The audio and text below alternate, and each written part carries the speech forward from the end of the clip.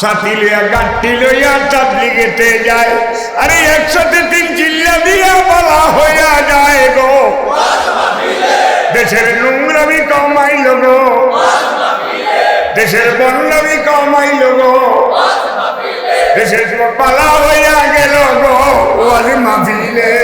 ঠিক কি? ওয়াজ শুনে আমরা বাড়ি কলো মধ্যের পোলা, চাষি শুনে আমরা বাড়ি কলো মধ্যের পোলা, ছাতি লইয়া গাঠি লইয়া চর মনাইতে যায়, আল্লাহর ওলির বয়ান শুনিয়া ওলি হইয়া যায় গো, দেশের নোংরামি কমাইল গো, দেশের বন্যামি কমাইল গো। গাই চাপলে হইলে দিয়ে আপনারা গাও আনছেন, আমরা যেহেতু গাও আনছেন তো ভাগে হলে দিয়ে একটা গান লাগে না, আমি আবার অন্য লেখার দেখাই না, নিজে বানায় খাই। কথা ঠিক বেশি? যে সমস্ত লোকগুলি দাঁড়ায় রয়েছি এরা কি আপনার কাছে কোন টেবা সবাই করবে? সামনে যে ব্যক্তি সামনে একা থাকবে পিছিয়ে দাঁড় করে দেন, আমার ভাইরা দাঁড়ায় রয়েছে বসার থাকবে না, যে ব্যক্তি সামনে একা থাকবে 1000 বছর জান্নাতের দিকে আগায় দেন। এবার কেনায় করে আগায় বেরিয়ে আমি জানি না, তাড়াতাড়ি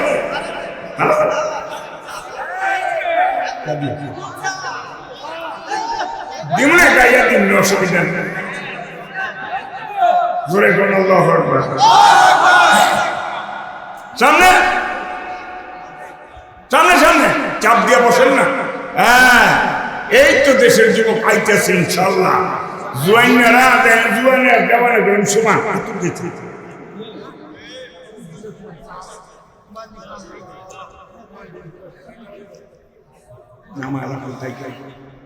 জোরে কোন আল্লাহু আকবার। দেশের যুবক যুবক যদি ভালো হইয়া যায় দেশ ভালো হয়ে যায়। যুবক যদি আর একটা ইসলামের ইতিহাস তালাশ করে দেখেন না, যুবকরাই আগে মুসলমান হয়েছিল, আর একদল যুবকের মাধ্যমে এই দেশ স্বাধীন হয়েছিল। খেয়াল আসেনি? একদল যুবকদের মাধ্যমে এই দেশ স্বাধীন হয়েছিল। সেই যুবকের দলটা ছিল শাহজালাল ইয়ামানী রহমতুল্লাহর দল। ছুটে আয় শাহজালালের নির্ভীক সৈনিকেরা, খতম করে গোবিন্দেরই চেলা চামুন্ড গোলা, অলিদের পাকভূমিতে অলিদের পাকভূমিতে বিপ্লবেরই মশাল জ্বালা। ছুটে আয় শাহজালালের নির্ভীক সৈনিকেরা, খতম করে গোবিন্দেরই চেলা চামুন্ড গোলা।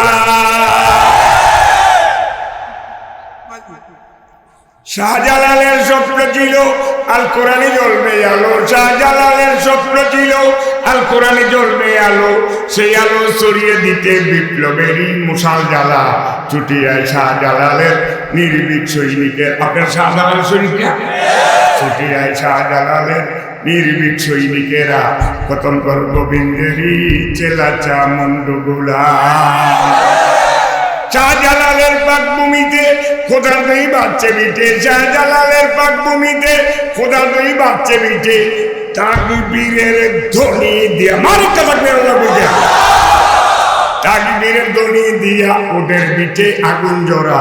ছুটে আয় শাহজালালের নির্ভীক সৈনিকেরা, খতম কর গোবিন্দেরই চেলা চামুন্ড গোলা।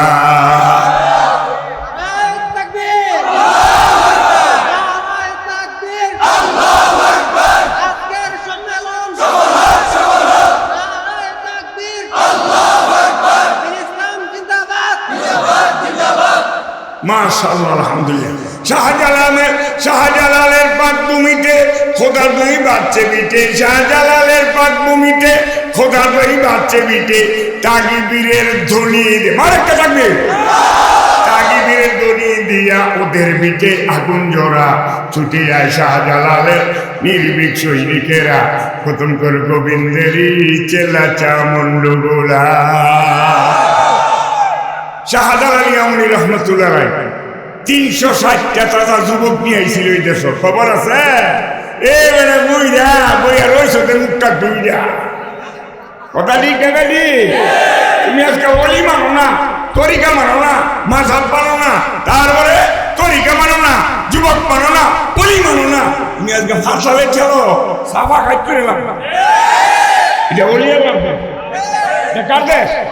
এটা ওই দেশ, শাহজালালের দেশ, শাহপরানের দেশ, শাহজালালের দেশ, শাহ মাকদুমের দেশ, শাহ আলী সাহেবের দেশ। শাহজালালের বাংলাদেশ, অলি আল্লাহর বাংলাদেশ, শাহপরানের বাংলাদেশ, অলি আল্লাহর বাংলাদেশ। পালা রে পালা, জলদি পালা, নাইলে তোদের গলে ঝুলবে তালা। বলেন পালা রে পালা, জলদি পালা, নাইলে তোদের গলে ঝুলবে তালা। আরে হক আসছে, বাতিল তো কাঁপছে, হক আসছে, বাতিল তো কাঁপছে, ছিড়িয়ে নিবে তোদের জয়ের মালা। পালা রে পালা, বলেন পালা রে পালা, জলদি পালা, নাইলে তোদের গলে ঝুলবে তালা। বলেন পালা রে পালা। কই যাবি রে গুন্ডারা, আইতাছে তোর বাবারা। আনকম কই যাবি রে গুন্ডারা, আমার আইতাছে তোর বাবারা। বলতে পারবেন না? কই যাবি রে গুন্ডারা, কই যাবি রে গুন্ডারা। পালা রে পালা, জলদি পালা, নাইলে তোদের গলে ঝুলবে তালা। ঠিক শাহজালাল ইয়ামানী রহমতুল্লাহ 360টা তাজা যুবক লইছিল। সুরমা নদীর কিনারে এসে থেকে লস নাই, স্টিমার না, জাহাজ নাই, ট্রলার নাই, বুট নাই, কিচ্ছু নাই। কি দিয়া নদী পার হবে? সাথীরা ডাক দিয়া কয় কি দিয়া নদী পারবো? শাহজালাল ডাক দিয়া গো আমার সাথীরা টেনশন করি দিয়া, নদী পার হইতে আমাদের কোনো নৌকা লাগবে না। জায়নামাজ বিছায়া দে রে, নামাজ পড়তে পড়তে নদী পার হয়ে ওপার চলে যাব। 2 রাকাত নামাজ পড়তে পড়তে, ও মুমিন মুত্তাকিন ইমানদার সালিহিন, ও যুবক ভাইরা, মুসলমানের কোন নৌকা লাগে না। 2 রাকাত নামাজ পড়তে পড়তে সুরমা নদী ফাড়ি দিয়ে হেবার গেছে। সুবহানাল্লাহ, আমি শুক্রবারে কই অসুবিধা হইতেছে মারে। আমি এই দেশের মানুষ, কম্পারে সোনারগাঁও কাশ্মীর ইউনিয়ন। আমি এখানে নতুন আসছি, সবটি ওয়াজ আমি মুদ্রা করতে থাকি। কিছু ডাইনাতে, কিছু বামাতে, কিছু মুদ্রা। তো বলতে পারবো ডাইনাতে বামাতে কেমন ওয়াজ করবেন? আপনি সবটি ওয়াজ আমি মুদ্রা করতে পারবেন না। কোনো কোনো জায়গার মধ্যে দেখা গেছে গিয়া এইরকম করছে, তখন আপনি বুঝবেন হুজুরের হাতে কইতেছে সুবহানাল্লাহ, কইতেন মাইরা দিচ্ছি। এটা আমি মুদ্রা করার সবাই পেতাম না।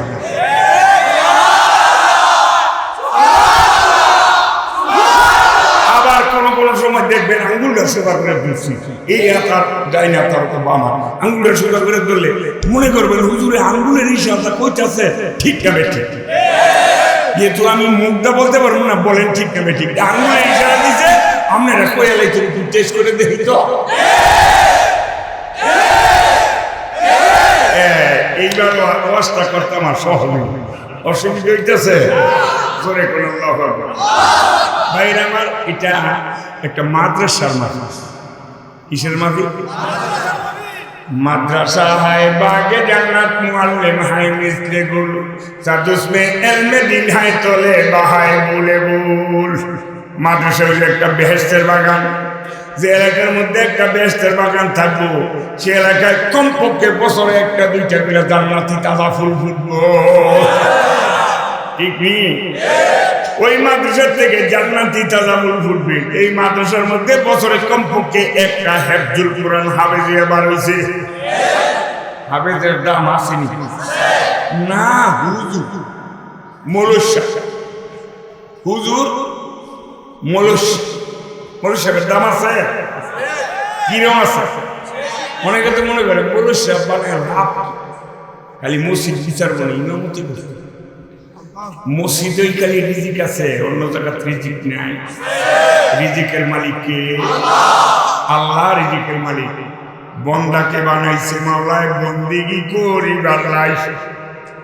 বন্দায় আছে বন্দিগি নাই, রিজিকি দিবে কাহার লাই। যখন বন্দিগি থাকবে রিজিকও আসবে। ঠিক নেই? আজকাল তো আমরা কোরআন শিখাইতে চাই না, মনে করি কোরআন শিখাম।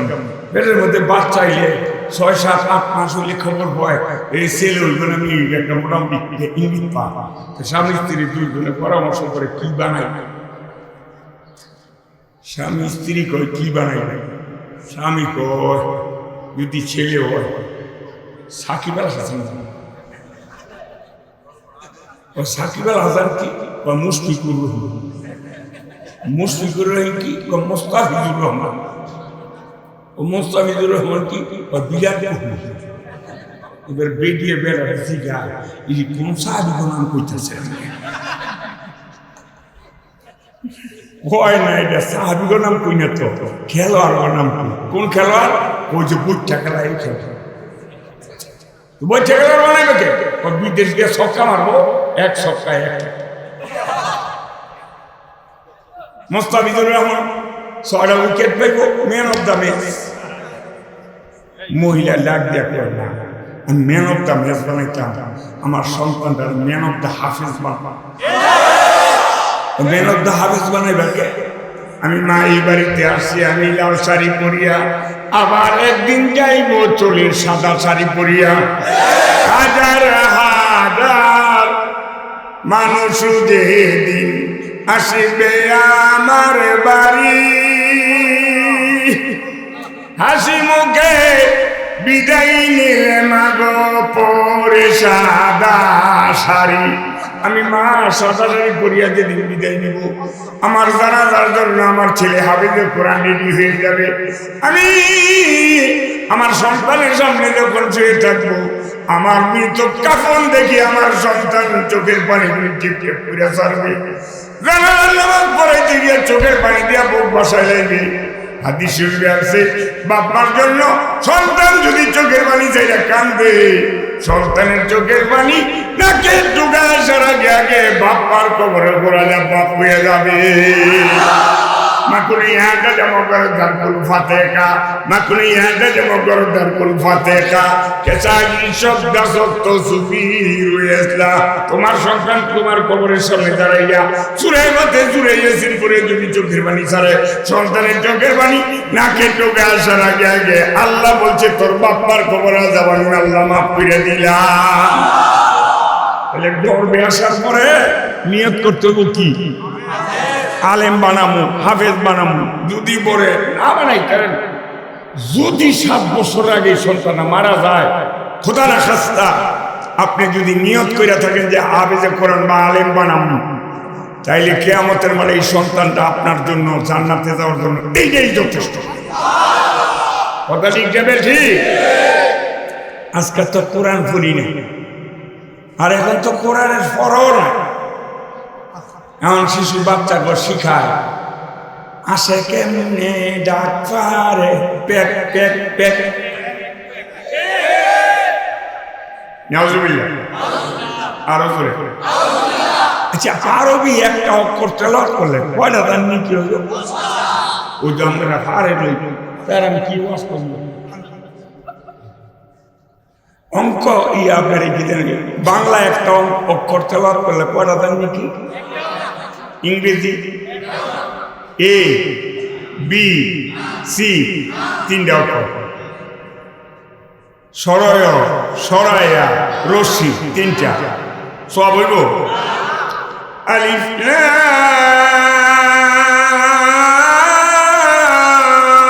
মিম। কয়টা অক্ষর? অক্ষর 3টা অক্ষরে কয়টা লিখিয়েছে? আমার নবী বলছে আলিফ হারফুন, লাম হারফুন, মিম হারফুন, 3টা অক্ষর 30টা লিখিয়েছে। সুবহানাল্লাহ। আর যখন এই অক্ষরগুলি তেলাওয়াত করা হয় বা কোরআনের আয়াত তেলাওয়াত করা হয়, কোরআনের শব্দ তেলাওয়াত করা হয়, আল্লাহ বলছে ওয়াইজা কুরিয়াল কোরআন ফাসতামিউ লাহু ওয়ানসিতু লাআল্লাকুম তুরহামুন। কেউ যদি তোমার সামনে কোরআন শরীফ পড়ে, তুমি চুপ, ফাসতামিউ লাহু, তুমি চুপ থাকবা, শ্রবণ করবা, তাহলে সমান নেকি পেয়ে যাবে। এই যে একবার সুবহানাল্লাহ কইছেন না, 70টা নেকি, আবার 70টা। এই জন্য সরমায় মরুমুদুর বলছে, বাবা ওয়াজ গেলে আমল করো আর না করো, কমপক্ষে 50 লক্ষ নেকি নিয়ে তুমি বাগান তো যাইবে। তাহলে কোরআনের অক্ষরের দাম কত? 10টা ধরে।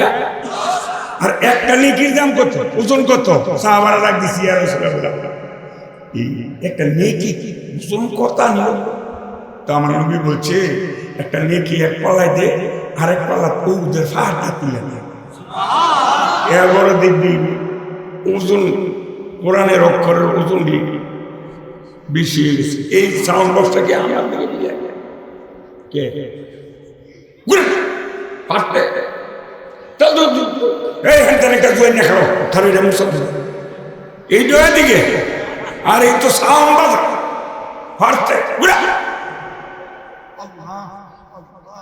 হ্যাঁ চলবো এইটা ঘুরা এটা এটা এটা ঘুরা। এই একটা মাইক দিছে আম্ম মালাইলো কেমবে সব ফোনে দিছে। আমি গান গামুরে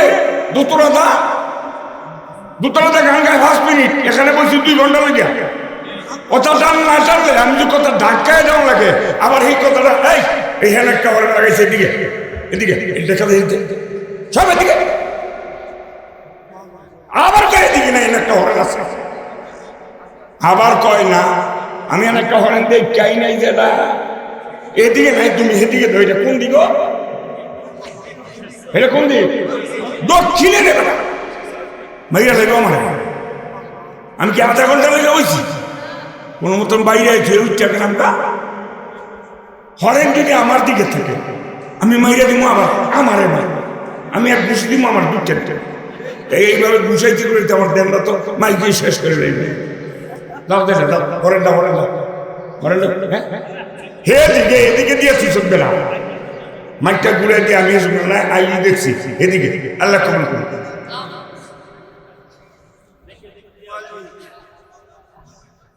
হরেন না এদিকে হ্যাঁ তাহলে দেখবেন সুন্দর করে কোন আল্লাহু আকবার। ও যে হলো একটা কালা এইটা কি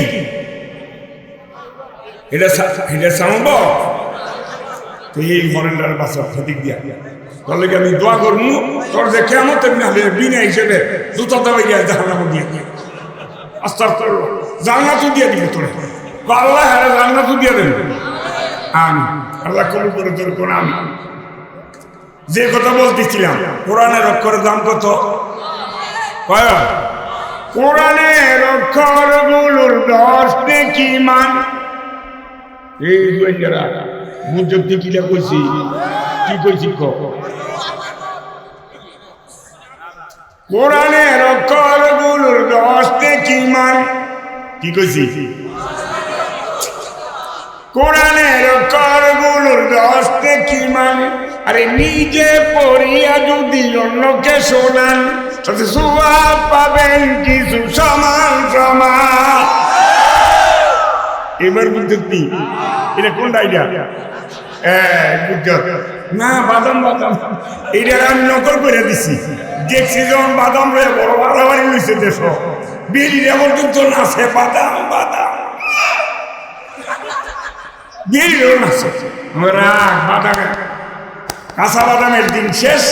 আল কোরআনের বাংলাদেশ মাওলানা কারি আমার কাছে দিকে এটা আমার ইউটিউবে আছে, ইউটিউবারে লিখছে কাঁচা বাদামের দিন শেষ আল কোরআনের বাংলাদেশ মাওলানা আমার কাছে দিকে বাদাম বাদাম দাদা বাদাম বাদাম বাদাম বাদাম বুবু বাদাম বাদাম বাদাম দ্বীপ নাকি না কি কইতেছি না নাউজুবিল্লাহ কোরআন কোরআন দাদা কোরআন কোরআন কোরআন দিয়ে যদি জীবন সাজান কোরআন দিয়ে যদি সমাজ সাজান রহম পাবেন কিছু সমান সমান। কোরআন কোরআন দাদা কোরআন কোরআন কোরআন দিয়ে যদি সমাজ সাজান কোরআন দিয়ে যদি রাষ্ট্র সাজান রহম পাবেন কিছু রহম পাবেন কিছু। কোরআনের অক্ষরগুলোর 10 নেকি মান। কয় কি? কোরআনের অক্ষরগুলোর 10 নেকি মান। আরে নিজে পড়িয়া যদি অন্যকে শোনান তাতে সওয়াব পাবেন কিছু সমান সমান। ছোট ছোট ছেলে মেয়ে থাকে যদি কারো ঘরেতে মাদ্রাসায় এনে দিয়ে যাবেন। নাকি হাতের জোড়া পায়ের নোড়া তাকে যদি চিঠি গোলের চিনি দিয়ে যাবেন তাতে বাদাম পাবেন কিছু সমান সমান চলবো আমি বলি না ছোট ছোট ছেলে মেয়ে তাকে যদি কারো ভর্তি মাদ্রাসায় এনে দিয়ে যাবেন তারা যদি কোরআন পড়ে সমান সমান কিছু নেকি পাবে 7 বছরের আগে যদি কোনো সন্তান পরে আলিফ বা তা সা এই সবগুলি 7 বছরের আগে যদি পড়ে এই নেকিগুলি প্রত্যেকটা নেকি তার মা এবং বাবারা মহামায় চলে যাবে ছোট ছোট ছেলে মেয়ে তাকে যদি কার ঘরেতে মাদ্রাসায় এনে দিয়ে যাবেন তারা যদি কোরআন পড়ে সমান সমান কিছু নেকি পাবে আমার কাছে নাই কো দাদা গীতা পুরাণ আমার কাছে নাই কো বাজা আমার কাছে নাই কো দাদা গীতা পুরাণ আমার কাছে নাই কো দাদা ভারত পুরাণ আমার কাছে নাই কো বুবু গীতা পুরাণ আমার কাছে নাই কো বুবু গীতা পুরাণ আরে আমার কাছে আছে শুধু আল্লাহর কোরআন তাহলে কোরআনের দাম কম না বেশি আজকাল তো আমরা কোরআন পড়ি না কোরআনের কণ্ঠ শুনি না আর সারা পৃথিবীর জমিনে একমাত্র লাল পতাকার লাল লাল লাল সবুজের পতাকা উড্ডীন করছে বাংলাদেশের হাফিজে কোরআনেরা এই জন্য মাননীয় প্রধানমন্ত্রীর কাছে বলবো ওই যে ছক্কা মক্কা মারতো ভাড়াই দিই আমরা আমাদের মেহনতের পয়সা দিয়ে খেলিয়া 11 বল খেলিয়া 2 রান নিয়ে পাইতে আরেক কারা বাড়াইলাম তুই যা হ্যাঁ কে করছে মোটামুটি 18 বল খেললা 3 রান করছে উনিও ফাললাম না করতে করতে 10টা খেলার ট্রেনে 9টা ওই আইডিয়া বাইতে বসছে বাংলাদেশের হাফেজদেরকে আপনি বিদেশ পাঠান 9টা দেশকে 126টা রাষ্ট্রের লাল গোলাপের পতাকা নিয়ে আইছে হাফেজ তাকরিব তাইলে আমরা এখন কোরআনের প্রতি মেহনত করি কোরআন নিয়ে মেহনত করি দেখবেন এই খেলা মেলা ওরা করতে বাদ দেন এটা না রাখতো না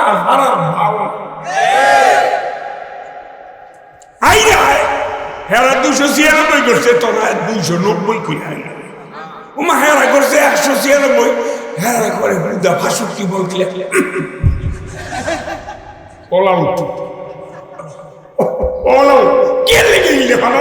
এগুলির পয়সা দিয়া প্রত্যেকটা জেলায় জেলায় ইন্টারন্যাশনাল একজন হাফিজুল কোরআন বানান ইন্টারন্যাশনাল হাফেজের সরকারি খাত থেকে বেতন দেন দেখ কেলে হয় না হাফেজরা কথা লিখতে পারছি একটানে 30 পারা কোরআন ছিল তেলাওয়াত করিয়া লাল গোলাপের পতাকা নিয়ে আইব কথা লিখতে পারছি ভাই আমার আজকে তো আমরা কোরআন শুনতে চাই না কোরআন লাঞ্ছিত অপমানিত নির্যাতিত নিপীড়িত পদধলিত বিএসসি স্যারের বেতন 500 টাকা মাস শেষ ক্লিয়ার ইংরেজি স্যারের বেতন 1000 টাকা মাস শেষ ক্লিয়ার মসজিদের হাফেজ সাহেবের বেতন 100 টাকা চাইলেই কয়